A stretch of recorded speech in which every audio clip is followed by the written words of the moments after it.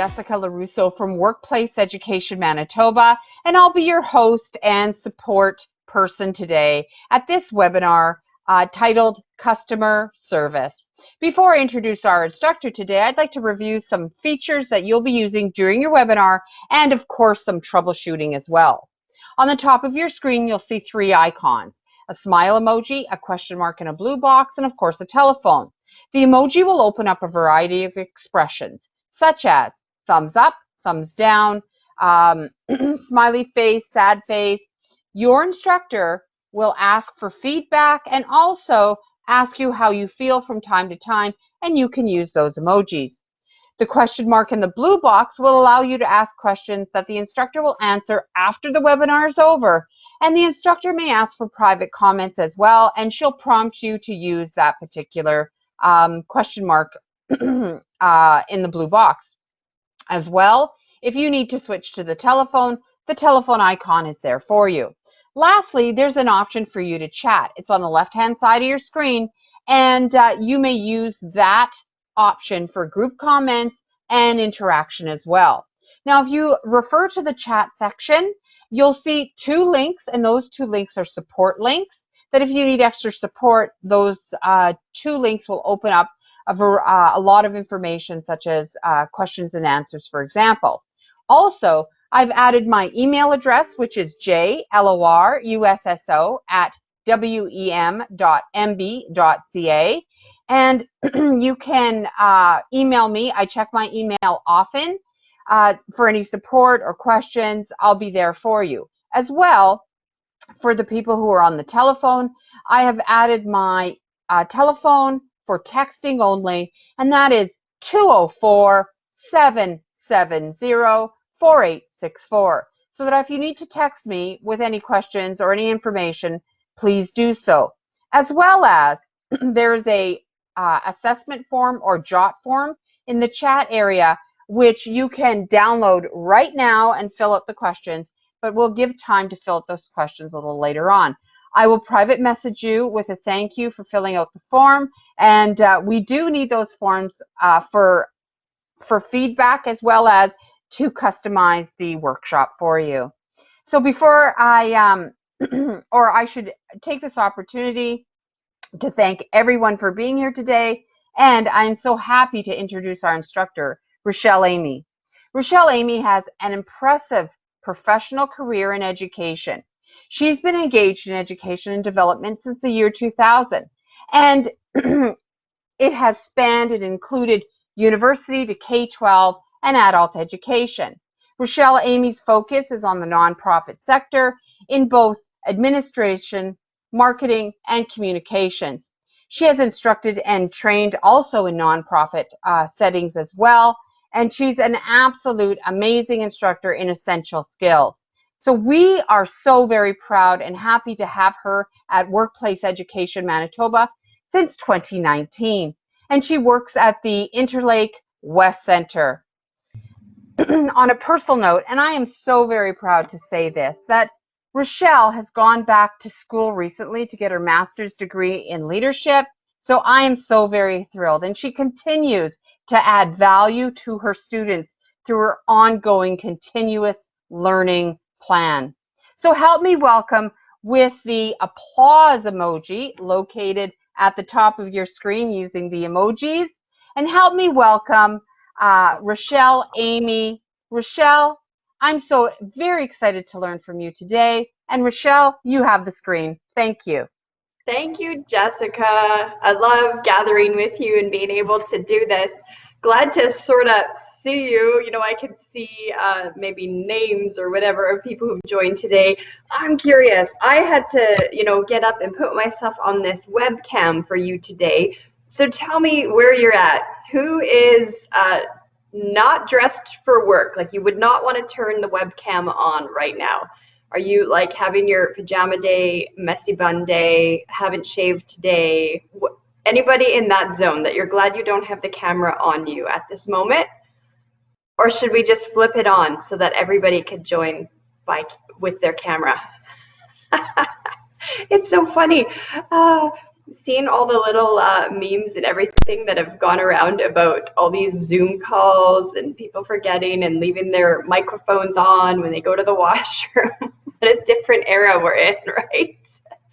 I'm coming to you today from Selkirk. I'm broadcasting to you from Selkirk, representing our Interlake West Center. And I just love this series about, you know, a cup of change, doing things totally different. I had a professor once who used to have quite a gourmet system set up at home for making all the fancy coffees, the lattes and the cappuccinos with the real whipped cream and the art on top where you make little pictures out of stencils and so on. And he used to always say, life's too short for boring coffee. And so he'd whip up gourmet coffee for anybody visiting his home. And that's sort of the theme of this session, right? Life's too short for boring coffee, and life's too short for bad customer service. We need to up our game and just really lead in this industry and in how we reach other people. We get to lead these webinars because someone reached out to us and gave us funding, and then when we put it together, we came up with 4 cornerstones of customer service that we heard from employers about what people are looking for in the different experiences they have in retail, food service, and customer service in other industries also. So last week, remember, it was a little bit like navel gazing. We had to look at ourselves, right, over and over. And we talked about the whole concept of personal management and how if we have prepared ourselves and if we're aware of our own impediments and preparation, then we put ourselves in a position when we can actually serve customers. We talked about that relationship with coworkers and how we can't really hide what's happening behind the scenes. You can't hide that from the customers. And how if we build that good foundation with our team, it becomes contagious to how we serve the customers and how the customers feel when they're in our environment. And then we talked about who's our company. Who's our company really? And I have the question box on the top of your screen, and if you want to use that, that would be a way to private message me so that we could see what was the ethos that you discovered about your company, and was it the same as what their actual mission statement was. So what I'd love to know by a thumbs up or thumbs down emoji is the exercise you were given in the last session was to say, put your company's ethos into your own words. And then go ahead and put down what your company has identified is their mission and vision and values. And I'd like to know with a thumbs up, is what you described by their ethos bang on to the vision statement? If so, thumbs up.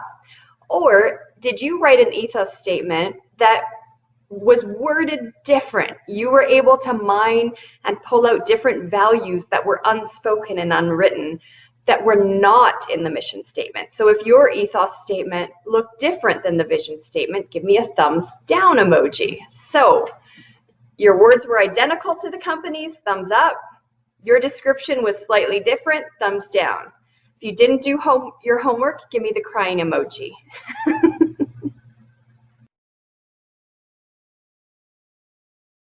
Okay, that's so cool. I love that there was a little bit of variation. How about the rest of you? Crying emoji if you just didn't do it, and that's fine. There's no punishment here. Thumbs up if your ethos statement matched the company's. Thumbs down if you use different words. Hey, we have someone who's honest. You win the most honest golfer award right there. I love it. That's okay. That's okay, guys. But what we've learned from the first person who shared us the thumbs down emoji, I'm so glad you did that discovery, because we do have the ability to sort of dig deeper into what the unspoken rules are, what the unspoken values are, what the unspoken primary messaging is. And we do that when we work to define what it is that actually matters to our company. And sometimes that's so key, because what we've done in our department or our branch might be a little bit different than head office. And we see that with companies that have offices in different cities and regions, right? How you reach people in a smaller town is different than how you reach people in a newer town. So today, in digging into customer service, it looks a lot like, how do we take knowledge for the customer service industry and how do we take the skills required for that industry and link them together so that we've got the tools that work for the right industry in the city that we live in or in the industry that we work in. I notice in the places I go, whether it's food service or the places you shop, or maybe you've ordered something for your home, you know, maybe you've ordered new flooring or something like that, that involves a customer service that's a service piece of installation and so on. It's as broad as a spectrum can be, right? You've got skills and you've got the way people treat you way over on one side of the scale all the way to the other side of the scale. And the trouble is, sometimes we don't know, is that because it's industry specific or is that person just having the bad day and they're maybe not the best picture of what the company value is? I think about this often when I go for the drive-through tea. So if I need my cup of tea at the drive-through, and the store shall remain nameless, I don't want to embarrass any companies here, I feel sort of sad inside that I've seen a massive shift in what the customer service goals are in a lot of companies, and they've shifted the goals based on what customers have demanded. And so one of the major changes is I see that speed has become more important than quality and service. So you might get to the window to pick up your coffee or tea that you ordered, and at the window, they hardly look at you, they're throwing the drink in your face, they're wanting you to pay at the same time, and their whole goal is, how fast can I serve you so you can get on your way? And maybe part of that applies because you're in a drive-through, so clearly you didn't intend on staying there. But I see that speed replaced treating people with some sort of social grace or some sort of customer service, because we've put speed and efficiency way up on the list and we've put that personal connection a little lower on the list. So I encourage you to be mindful of that, because not all of us work in the drive-through scenario, but we might go to the drive-through often, or we might go to get takeout food or something like that.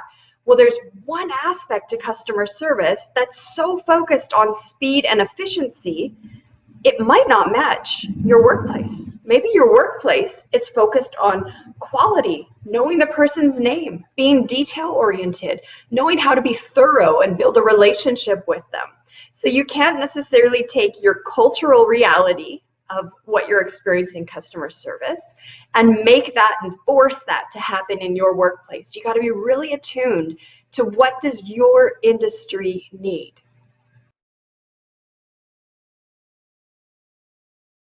If you were following along in your workbook, you'll have noticed that there is a place to jot out different kinds of benefits that happen. What are the skills that we need? What's the knowledge we need? It's different for retail, and people really underestimate what frontline customer service demands are. Often they think of whoever's frontline with the customer as like the lowest person on the totem pole. Actually, they're kind of the highest because they are the face. They become the brand. And it takes so many skills, so many details. And when we really think, if we did it well, what could that impact be? Well, it would impact you being at the company and you'd want to stay there and work there. It certainly would impact the customer and their experience. Of course, the company overall, not just in profitability, but in name brand recognition and the trust that people have with your brand. And then, of course, culture. And I love this one because it shows you how what someone in customer service does can actually change a city. And I'm going to give you an example of something that just happened to me yesterday, okay? I live in a small town, up here in Selkirk, and there's this sports store called Keystone Sports, and they sell sporting goods stuff and jerseys for hockey teams, that sort of thing. Well, I go there, I guess, fairly regularly. I don't think I'm there often, but I'm certainly there every sports season getting whatever it is the kids need for their particular sport. And I just love it there because it's the same 5 or 6 people. I know most of their names just because it's been so many years that I've shopped there. And they just treat you great. They talk to you, they sort of get to know you. But I would think that maybe a couple of the people who work at that store might know my name because we've had that type of relationship. But generally the rest of them wouldn't know who I was. Well, I phoned there yesterday and I said, hey, I need a last minute gift for a grad, and I meant to pre-order it and I forgot, but could you do the customized grad gift for me, or do you have anything in stock? I'll buy anything. And the guy who answered the phone isn't the guy I usually deal with. And he said, today's pretty busy. I don't have anything extra for you, but I could squeeze it in. I could get you something. Why don't you pop into the store, tell me what you want, and I'll get it done for you by the end of business. I'm like, score, this is awesome. So I go down to the store, and sure enough, he's there. He's ready at the door. He's like, you're the one who called? Okay, I'm about to start all the customization today. What can I get for you? So I pick something out, and it turns out I just happened to pick out the one thing that was actually the floor model, and nobody had bought it. But I didn't know that. So I just said, something like this would be perfect. I'd take exactly this. Whatever you can do it, just let me know. So he goes away for a few minutes, and he comes back, and he goes, well, the manager said I can actually sell you this one. So if you want it, you could take it now. And I'm like, wow, that's amazing. I said, you've got to thank him, and I'll tell you my name. Just tell him how thankful I am. And he's like, oh, I know your name. I'm like, you what? What? I didn't even know his name. And he's like, yeah, I remember you. And he said my name, and he knew about the sports my kids played. And he was just so friendly when he took me to ring me in to buy this gift. We were laughing and joking and whatever. And I left with my gift, and I left feeling heard, right? I felt known. I was like, wow, not only was he ready to make something for me if I needed and just sort of squeeze the job in, even though I was the last minute customer, sorry to confess, but it's true. But when we finished the transaction, the amazing thing happened. I left, of course, I'm like, oh, I love Keystone. That's why I love going there. I'm kind of saying that to myself as I leave. I'm like, that place is so awesome. They always take care of their customers. But I left there, and I told the very first people I saw. I went and saw 2 people, and I'm like, oh, you guys, I was just down the street at Keystone. This guy, his name's Cody. He's so awesome. Here's what he did. And I told them about it. And then when I presented the gift later on that evening, I told that group, you guys, make sure you shop at Keystone. They're so awesome. They treat you so good. Did I get that gift item on sale? No. Did I get the gift item because they're the only store that sells those? No. But I knew intuitively I could call them, I could go there, I would find something, because every time I go there, they seek to listen to what it is that I need, and they solve the problem for me. Even if they don't have it in stock, they send me to the right place that does have it.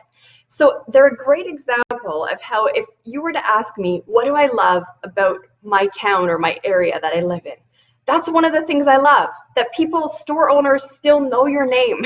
People still know you. And they do awesome things for you in a reciprocal kind of way with customer and company. And we see that it actually changes. Not only did my need get met, not only did their company make a little bit of money from me buying something at their store, but they're actually impacting the culture of the region around them. And in that scenario, I didn't feel like the invisible person who gets this coffee jammed in their face. Here you go, get out of the drive-thru in 10 seconds. I felt the total opposite, where I'm like, I'm seen, I'm heard, I'm valued, and I'll be back. So do not underestimate for a moment how what you do can impact the actual culture you live in. And you never know if that customer you're dealing with is even from your region. For all you know, you could be dealing with a tourist, and you have just all of a sudden put Manitoba on the map because they're like, oh, that's why Manitoba is so friendly. That's why they have it on the license plate.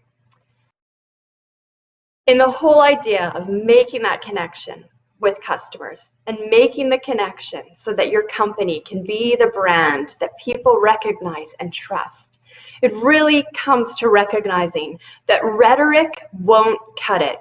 You cannot just memorize the right words to say and then execute a transaction, because communication is never just about the words you say. It's so much broader than that, and it really is a two-way street where words and things that are communicated are not just happening from the person sending it out, but the person hearing it and recognizing we have a two-way transaction in trying to understand each other and gain the shared understanding. And if we could become excellent in communication, we would become excellent in our company culture. And who doesn't love working for an excellent company? Who doesn't love working in an excellent culture? Not only do you end up loving working there, you become the best customer. Show me an emoji if you've ever worked in a retail environment. Give me a thumbs up if you've ever worked somewhere where you got a company discount if you shopped there. So you work there and then you've got a company discount for shopping. Amazing. I love that companies do that. It's a great feeling, right? It's a great perk to get that insider deal as an employee. But what's even better than the employee discount is when you actually like being in the same building that you work in and you end up shopping there because you realize, I love this place and it's a really awesome culture. Well, you get to be a part of that, not only with your coworkers, but with a customer, when you master the art of effective communication. Because if you can learn how to communicate and make someone feel human, heard, valued, understood, you will be a part of the elite 30% that does not cause disruption in your workplace. And with that whole concept of communicating, it's never as easy as just saying it or just hearing it. There takes a process, a 4-step process of really zoning in on what is the deeper need, what am I really hearing? Using your critical thinking and understanding. They might be telling me something and it might look like a message, but what's the core value underneath that message? And then the communicating and unpacking, I just love this because this is always, always, always where mistakes get to be rectified. When you get to say, I feel you've heard, or did I understand you? Do you need? And you get to repeat back what it is you think that you're communicating about. And this isn't just about conflict. This is also in a positive way when you interact two-way street with your customers and unpack and clarify with empowering questions with them. There's always clarity and there's not missed goals when we do that. Sometimes we get someone saying it louder and louder and louder. It sounds like I go to the drive-thru all the time. I don't think I go all the time, but I got to tell you another drive-thru story because it's such a great example of being a robot. You don't get to have the in-person connection with the server, right? And it was so funny. I was at one where I guess the guy was in a hurry. There were actually no vehicles in the drive-thru line except mine, but who knows? For all I know, the deep fryer could have been on fire. Something was going on. I ordered something and I was ordered for the whole family. So I ordered myself a tea and he's like, okay, is that all? And I said, no, I actually also want to order an apple juice. Okay, is that all? And I said, well, no, I also want to order a hot chocolate. Okay, is that all? And he's yelling at me louder and louder after everything I ordered. Is that it? Is that it? This is not communication, right? We're not having a two-way street. He's not giving me time to be able to get a word in edgewise to try to order something. And sometimes we just say it louder, or we just repeat it, or we just go on and on about what the company rhetoric is that we're supposed to say, but communication's never just dialing it up a notch so that someone hears us yelling. It's always a half and half. It's the part where someone else is trying to communicate what their thoughts, feelings, and ideas are, or what their need is. And then there's the concept of your half, of being able to interpret it, understand it. There's a famous quote, I wish I had written it down for you today, but it's so cool because it basically says, really what communication is a miracle of translators, of just translating. What did that person say they wanted? Now, you get a benefit if your customers come to you more by email correspondence. You get a benefit because you have a little bit more time to privately do some critical thinking about digging through those things. But the face-to-face interactions, do not underestimate your listening skills.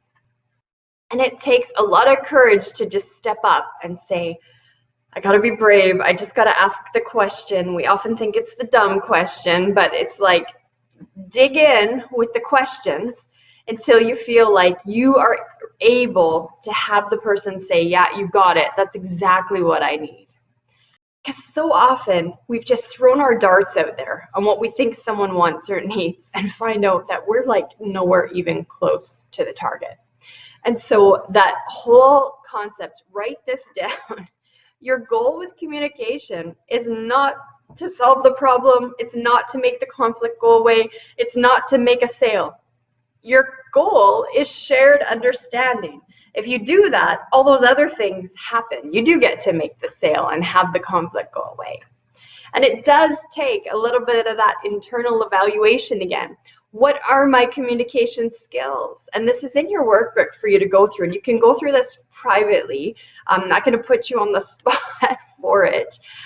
But maybe some of you are really good at picking up nonverbal cues, and you understand body language, and you understand that type of communication. Maybe others, you're really good at different boundaries and knowing how far you can go with someone. Like humor, for example. You can use humor in the workplace.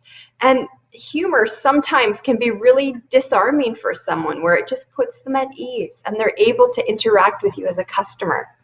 Well, if you're someone who uses humor in your customer service, you know it takes so much reading on who the other person is, so much observation about the moment to understand whether they would feel honored and comfortable by the humor, or if they'd feel uncovered and put off guard by humor. So recognizing, do I have any kinds of those barriers at work, in my work, in my interactions with people? And this is a snapshot of some of those barriers. Again, we're going to touch on this in your workbook, where there's lots of barriers you can work through, but these are the ones that are quite common. And notice how most of them touch what we talked about in the last session. That whole internal awareness, having a real grasp on where I'm at and what my capacity was when I walked into work that day, when I know the difference between what works in the other workplace versus what works in this workplace, when I know what's happening around me. And we can't overlook the whole concept of environment. I just want to highlight that one, because you may work in an industry where safety is a huge concern. You know, even customers that have to walk through a hardware store have a totally different risk factor than customers who have to go buy an ice cream cone, right? We're dealing with two totally different things. And so paying attention to what environment you're in and what that triggers in the customer. How do they feel in that environment? Are they set up for that? Do they have any comfort and skills to be in that environment? Or are you doing all the heavy lifting because you know about the health and safety in that environment? So recognizing all those factors at play, so that when you're communicating, you don't have the barriers based on assumptions, right? So it's looking back in not only what's happened in my career, what happened in work this week, but having that place of recognition about what's happening in your industry, what's expected, and what's expected of you by your company, your brand, and its policies. So taking the time to do this track record stuff about your listening barriers, this is not the most fun homework. I got to admit, I don't feel it a lot of fun when I have to do these huge self-assessments. that this is so critical, because this is what strengthens you. This is what takes you to that next level, because you cannot expect anything of your customer. They're coming in as they are. Your job's not to change your customer and mold them. That's not it. Your job is you and how you represent the brand. So please do this track record so you have a sense of yourself. And if you work with a team, I encourage you to do this in collaboration with the team, because you might find that what you bring as personal strength to the table are different than what happens when your team synergies together. Sometimes we're a lot stronger as a team, and we know who we can rely on to push them out in front, or deal with that conflict, or create this environment and warmth. So do this not only for yourself, but with the team that you work the closest in. What would it look like if we actually listened? What do they mean when they say active listening? Isn't everybody listening if you're hearing? Well, hearing and listening are not synonymous. Active listening means you have chosen to ignore distractions. Sometimes that even means moving away physically from distractions so that you could be more engaged with the person you're talking to.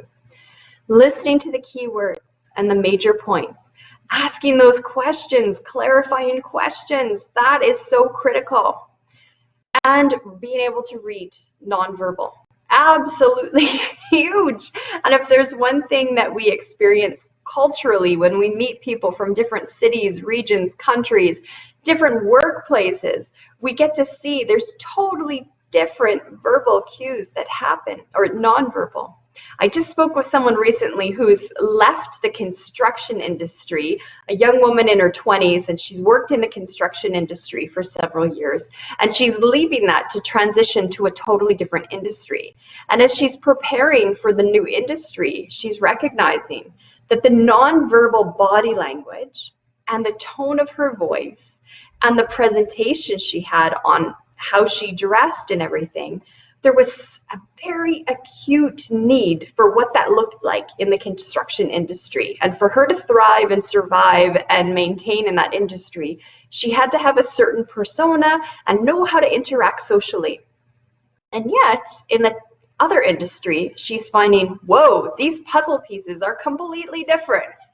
So knowing how to actively listen to someone means being able to take yourself out of your shoes in what you know and imagine what it's like for them in the industry they are coming from. And then, of course, the hardest one is the waiting, not interrupting. Don't be like the guy who's like, is that all? Is that all? Is that all? You've got to actually avoid the assumption that that's all, because you might find that the first thing that's presented to you is not actually the thing. It's just the first thing that they presented. The whole idea of nonverbal communication, this is not really something you just learn by attending this workshop one time. This is something that takes a lot of self-evaluation to figure out when you're in lots of different settings. So knowing what does the nonverbal communication look like? People's tone of voice, their body language, the look in their eye, whether they're stepping back from me or not. If they have the closed arms, are they tapping their foot? Recognizing all the nonverbal, and sometimes that can be really positive, right? Maybe someone's messaging to you in a busy retail environment, for example. You'll get customers communicating to you that they love you, they're not going anywhere. I have a grocery store I love to shop at, and one of the cashiers is my favorite. I don't know if she knows she's my favorite. I don't know what she knows, but it's just a coincidence that every time I'm in that store, if she's a cashier, I wait in her lineup, because it's just always a good experience. So I give her nonverbal communication. Maybe her lineup's getting long, and she's looking down the way, and she's like, oh, sorry, and I'm just like, good, I'm happy, like life is good. So watching that communication that can happen when people aren't even talking to you is so critical to be able to gauge what's about to happen in the relationship and in the communication.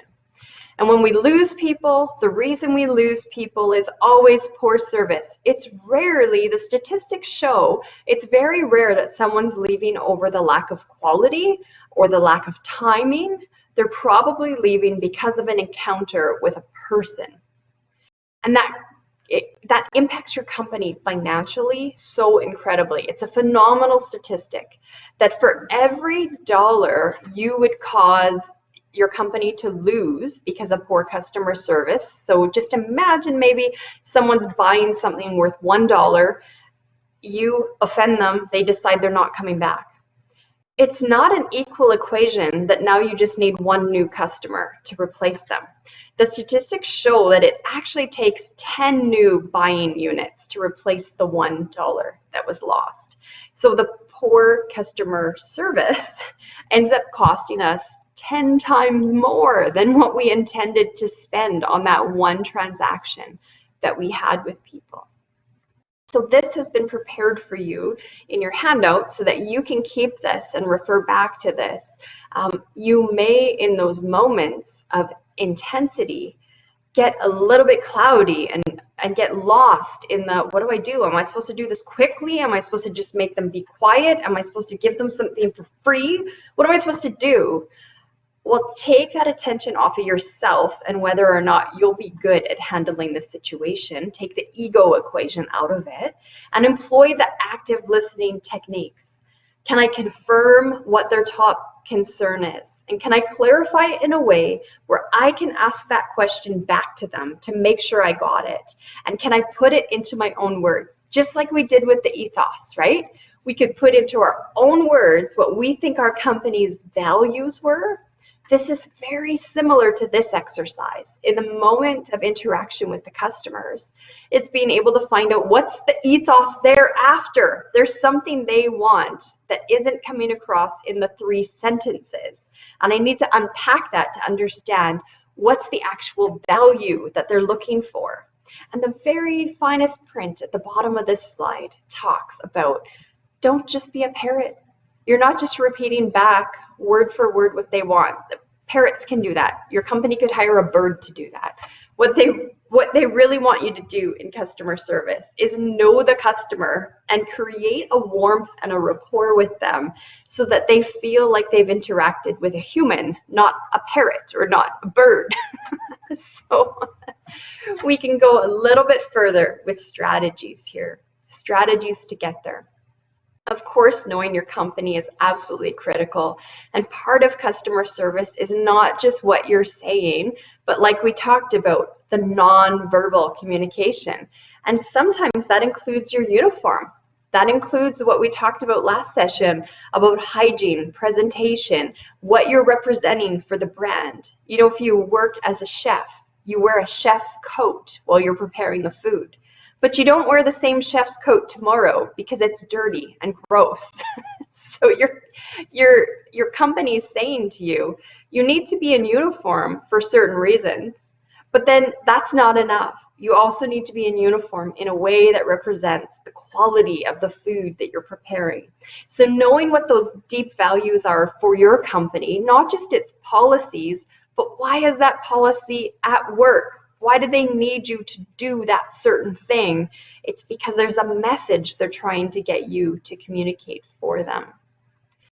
What you're doing with your teammates and what you're doing with the customers and using respectful and effective communication is absolutely critical because this is the stuff that has the ripple effects, right? That respectful communication is it's like you're putting money into the savings account and it grows and grows and compounds, and you don't know when all of a sudden it becomes really giant.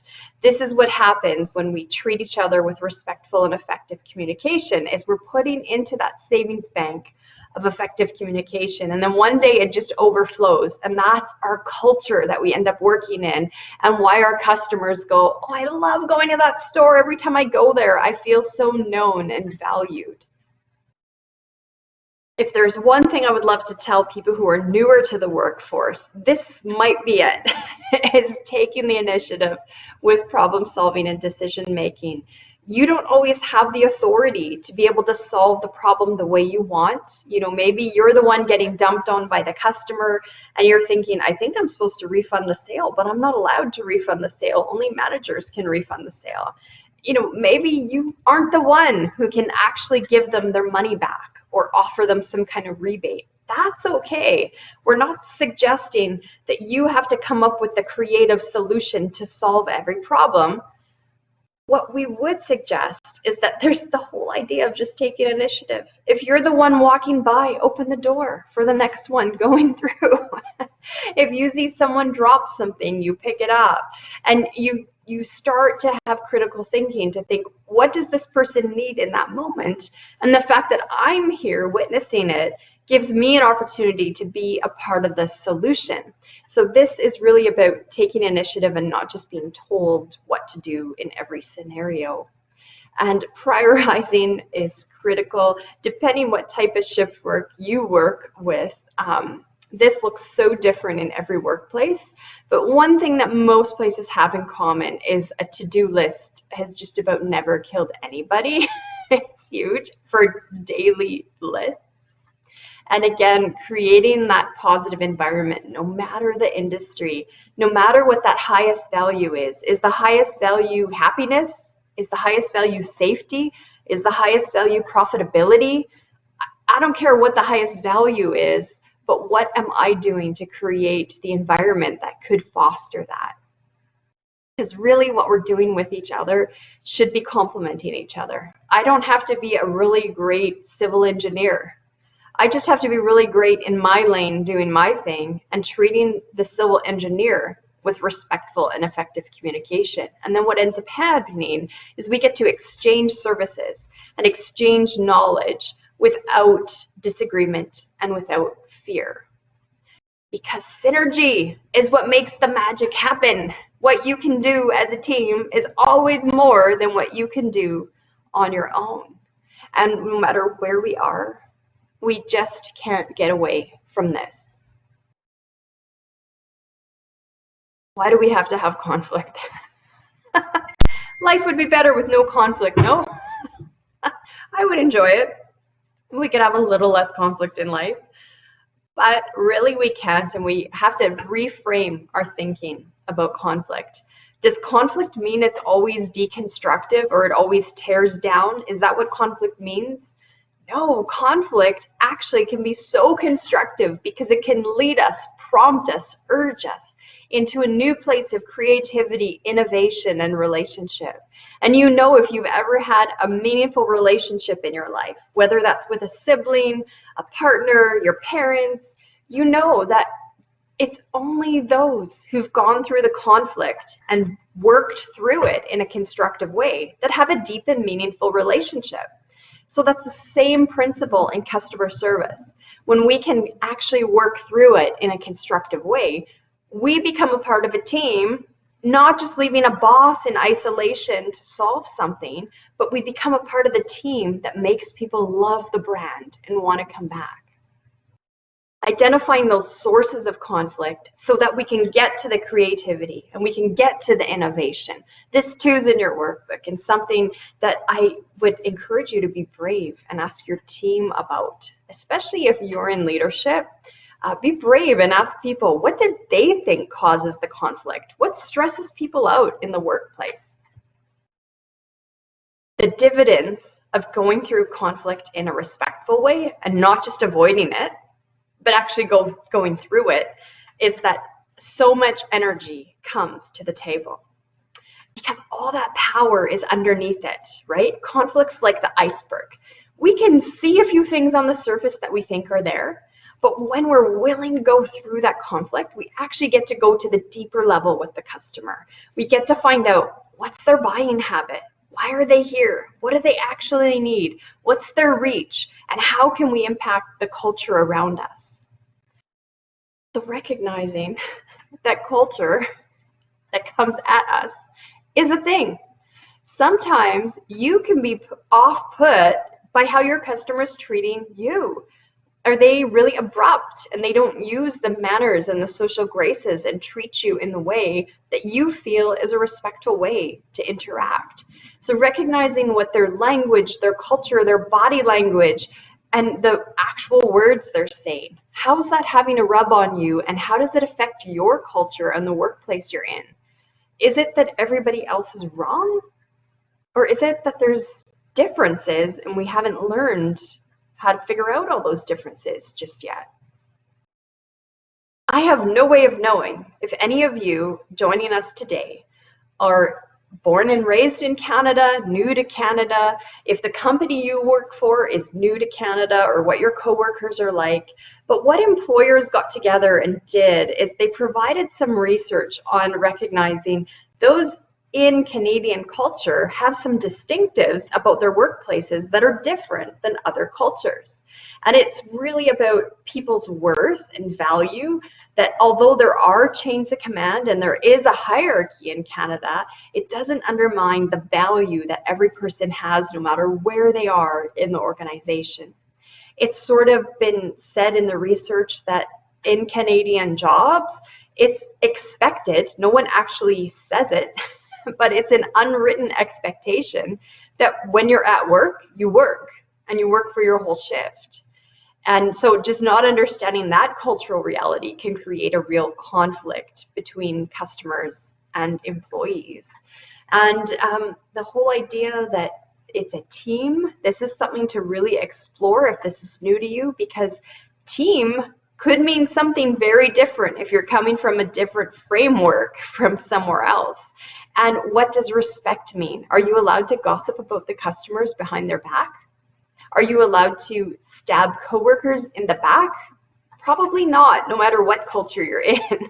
But there are some unwritten rules about how Canadians believe that you are to be respectful to people in different cultures. And I just witnessed this yesterday. I was in a store and I listened to a customer complain with racist remarks about the service they were receiving. It's still real. It's still a thing. So we have to really know the culture that we're in.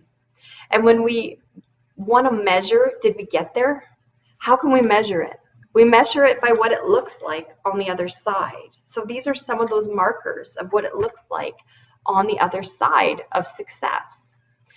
Or in opposition, we can see the impact on our workplace. We can see what the culture and the environment feels like when people are backbiting and being aggressive and using aggressive language, things that are inappropriate, and dealing with tone and nonverbal cues.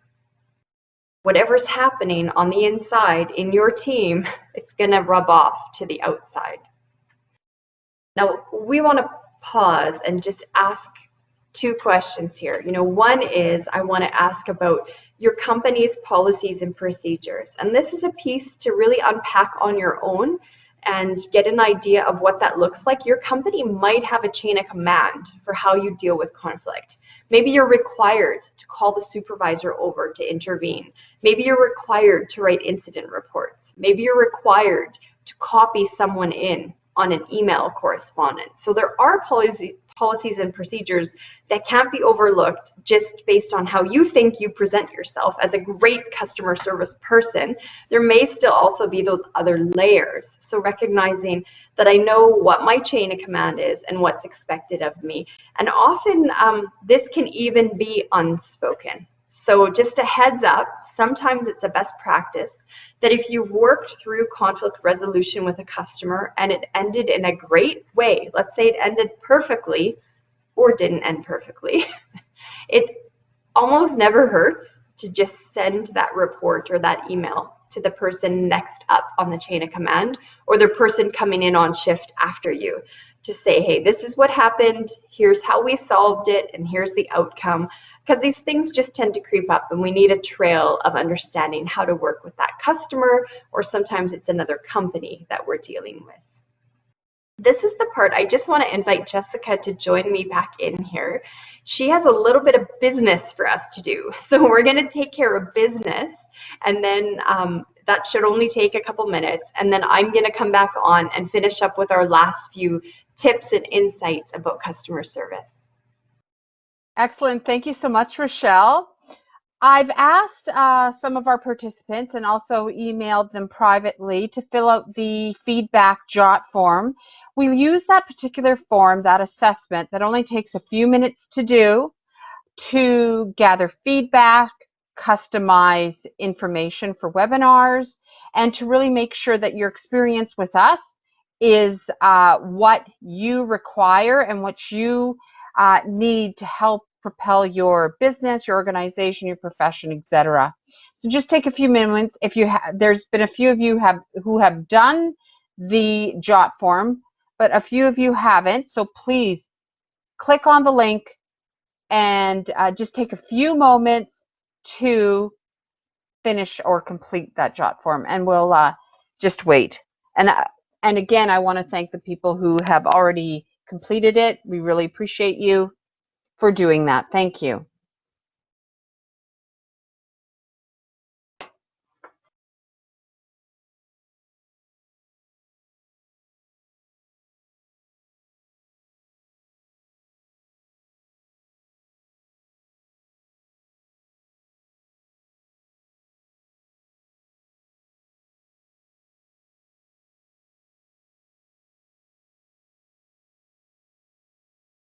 Oh, I see one person has finished their jot form. We're just waiting on someone else.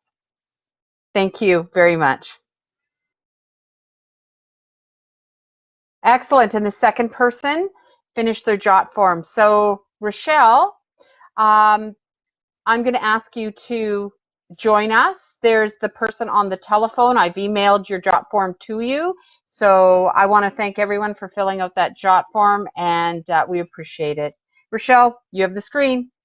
We do, and what you all don't know is you think you did us a favor because you filled that form out for us just now, but you also did yourself a favor because if we didn't pause and take that time together, you'd end up with a phone call right after. So we saved you one of your phone calls. You're welcome. So digging back into that conflict problem solving. If this is an impediment for you, I encourage you to write down the 4 steps to listen, acknowledge, solve, and thank. It's probably not a problem for you because you don't have the aptitude to solve the problem. You certainly do because you signed up for this particular workshop, which shows us that you already have the intuition and the drive to do your job really well. But what tends to happen in the environment, in the moment with the conflict, is all those external things come at us. Like, what if I lose this sale? What if I don't get my commission? What if this person's ticked off and they never come back to the store, and so on? So in the moment when all those things are peppering us, all those thoughts, this is a way to just slow it right down and put us into the place to say, what am I hearing? Has this touched any of my personal hot buttons? Am I doing anything to touch that person's hot buttons? Have I acknowledged them and treated them with dignity and human worth? Can I actually solve this? Or did they just waste the last 20 minutes talking to me and now I'm going to make them regurgitate it all to the next level of supervisor? And have I thanked them because they've empowered me now to solve the problem or to become better at my job? I love when customers help me get better. They see the blind spots and often they'll say, I don't know if you know, but, and then they just sort of give you their perspective on what they experienced in your environment. And just one real practical thing, if you find in those moments of conflict that your blood pressure rises and you start swirling with emotion, it's important to do a physical thing. So practice finding what can I do physically that's going to help me calm down and recognize I'm not going to get swept away with the emotion. So there's lots of techniques about what you can do physically with breathing and how you can position your body language. One of the ones I found that people say tends to work for them is touching something. So maybe you're near a wall or a table. Well, you can put your hand on that wall or table and touch it while the person is having conflict with you. And while you're touching that object, you can remind yourself, I'm just touching this wall right now, and it brings this sense of calm. Now, there's lots of research on that, and you could dig deeper.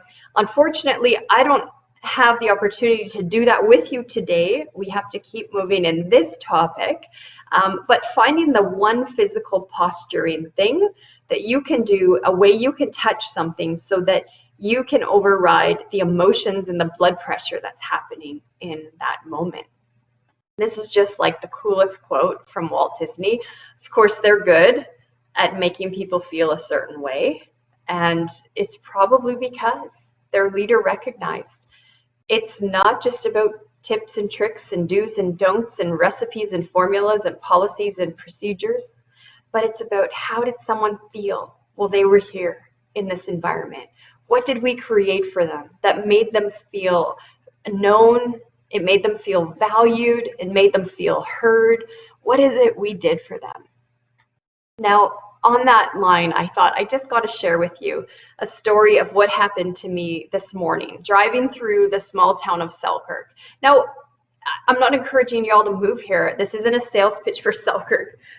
Just because I told you about one store I love and now I'm about to tell you about another experience, this probably happens in your town too. But one of the things I wanted to point out to you is what happened this morning. We, of course, can't have a normal graduation. We have a really big high school in Selkirk. There's a few hundred grads. I think there's 300 grads or something like that. And they can't do their normal convocation and their normal dinner and dance and all of those things. So they're doing this alternative type of parade convocation where the students get to go in their vehicle with their family, pull up to where the stage area is outside. They can convocate just in front of their family, take pictures and all of that, and then they get back in their car and carry on while the next student goes to do it. So just organically on social media, word got around town yesterday that this was going to happen today. And so the route of where all the cars would drive was going to be a certain way. When they leave the park where the drive-through convocation is happening, all the cars will be exiting a certain way and they go up Main Street a certain way in the town. Well, I drove through the town this morning and I was blown away because all these small businesses, little shop owners and everything, and there's even a school on the Main Street. There's signs out, there's balloons out, congratulations grads, and all these people are outside for hours. It's supposed to last about 3 hours to get everybody through this procession. And there's all these signs and balloons and people outside doing their thing and having this big splash to congratulate all these grads. And then at almost the end of the route, I saw someone where I thought, this is what customer service is all about. This is it. This embodies it. It's that there might be a certain expectation to have balloons and signs and all these dozens of people all over the boulevards cheering and honking and doing things. But then down in front of this series of apartments, I think there's 2 big apartment blocks next to each other. There's no business right there. So nobody decorated for the grad right in front of these 2 apartments. And here was this grandma outside. She's got a sun hat on and she had a piece of cardboard and she had made a homemade congratulations grads of 2020 sign. And she's standing out front, this huge complex, all by herself. There's no one else there. She's not representing a business. She's had no balloons, no hoopla, doesn't look like the rest of the things on the street. And she's just waving as every decorated car drives by. She's waving. And I thought, this is actually what customer service is. If we knew that in the moment, the personal touch that we bring as an individual looks so different than what everyone else can bring and can have the biggest impact, those grads know that some of the companies have a little bit of money to put out to do some of this decorating. But this little grandma, all by herself in her apartment, took the time and thoughtfulness to step outside, go the extra mile, and do something for someone that no one asked her to do. She invented a way to make people feel special. That, at the end of the day, embodies for me what customer service really is. And it's something that blesses and strengthens the brand or the company that you work for. But at the end of the day, when you start employing those skills, you become personally stronger and you become the one who's able to take that to your next workplace and your next environment. Going forward, if you want to reach us, of course we have our Workplace Education Manitoba website. We did just announce some new workshops coming up for this summer. So every Tuesday this summer, we have Tuesday training, and there's some shorter things and longer things. A lot of them are 30-minute sessions. Some of them are a little bit longer. And I think I'll invite Jessica to pop on with me again just now, because I want to mention something, and then Jessica can follow up if there's any other closing business. But there will be one other phone call or reaching out that happens, that 2 or 3 months after our workshops end, our supervisors call you and they say, hey, what's Workplace Education Manitoba doing? How did it benefit you? Talk to us about this workshop. So I expect they're going to reach out to you with a quick phone call. It usually takes 2 or 3 minutes, and we'll be grateful for any feedback you can provide. Absolutely, Rochelle. Thank you so much. You give a new outlook to customer service, and you bring a lot of unique perspectives to the workshop rather than necessarily be nice to your client, etc. You add so much value onto this particular workshop. Again, I'd like to thank you, of course, and also the participants for joining us today. Thank you for filling out the JOT form. Yes, please give Rochelle an applause, because she does continue to do an amazing job. No, I'm applauding people who attended, because that means we're just having awesome customer service in Manitoba. Way to go, Yes. you guys. Yes, absolutely. So again, I ask you to go to www.weminterlake.ca to view the upcoming lineup for Tuesday Tidbits and other workshops coming up in the Interlake. And I will sign off. Rochelle, thank you so much. And participants, thank you.